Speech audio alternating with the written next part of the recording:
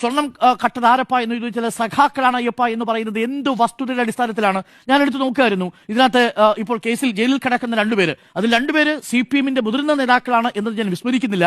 പക്ഷെ അതോടൊപ്പം ബാക്കി കിടക്കുന്ന രണ്ടുപേര് കോൺഗ്രസ് സംഘടനയുമായി ബന്ധമുള്ളവരും, അഥവാ ഫെഡറേഷൻ എന്ന് പറയുന്ന തിരുവിതാംകൂർ ദേവസ്വം ബോർഡിന്റെ എംപ്ലോയീസ് ഫെഡറേഷനുമായി ബന്ധപ്പെട്ട് പ്രവർത്തിക്കുന്ന രണ്ടുപേരുണ്ട്.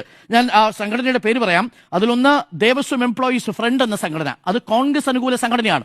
ഇപ്പോൾ ജയശ്രീ എന്ന് പറയുന്നത്, ഇതിൽ ഉണ്ണികൃഷ്ണൻ പോറ്റിയുടെ കയ്യിൽ തിരുവാഭരണം ഈ ദ്വാരപാലക ശില്പപാളി കൊടുത്തുവിടാമെന്ന് മിനിറ്റ്സ് എഴുതിയ സെക്രട്ടറി, ആ സെക്രട്ടറിയാണ് ജയശ്രീ. ആ ജയശ്രീ കോൺഗ്രസ് അനുകൂല ദേവസ്വം എംപ്ലോയീസ് ഫ്രണ്ടിന്റെ ജീവനക്കാരിയാണ്, നേതാവ് കൂടിയാണ്.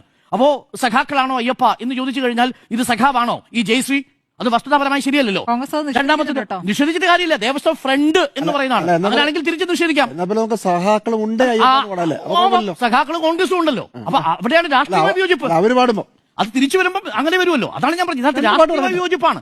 വസ്തുതാപരമായി നമ്മൾ അങ്ങനെയല്ലേ ഖണ്ഡിക്കേണ്ടത്. ഇത് സഖാക്കൾ മാത്രമല്ല, അതിനകത്ത് ജയശ്രീയും ഉൾപ്പെട്ടിട്ടുണ്ട്. അതിനകത്ത് ഉള്ളിൽ കിടക്കുന്നത് ഇനി ഉണ്ണികൃഷ്ണൻ പോറ്റി സഖാവാണോ ഈ പറയുന്ന കോൺഗ്രസ് നേതാക്കൾക്കൊപ്പം പോയിട്ട് സോണിയാഗാന്ധിയുടെ വീട്ടിൽ പോയി ഗിഫ്റ്റ് കൊടുക്കുന്നത് ഒരു സഖാവാണോ? അപ്പോൾ ഇതൊക്കെ വസ്തുതാപരമായി നമ്മൾ പൊതുസമൂഹത്തിൽ ചർച്ച ചെയ്യുന്നതിനു പകരം, അതിനെ സഖാവ് എന്നെഴുതിയിരിക്കുന്നതിനെ രാഷ്ട്രീയമായി നേരിടുന്നതിനു പകരം അത്യന്തം അപകടകരമായ ഒരു വളഞ്ഞ വഴിയിലൂടെ പോയി നേരിടാൻ പോകുന്നത് വലിയ തിരിച്ചടിയാകും. അത് എന്റെ ഭയം എന്ന് പറയുന്നത് ഇതുണ്ടാക്കാൻ പോകുന്ന ഒരു സാമൂഹികമായ അസ്വസ്ഥതയുണ്ട്. അതിൽ നമ്മളാരും അതിനകത്ത് വീണു പോകരുത് എന്നുള്ളതാണ്.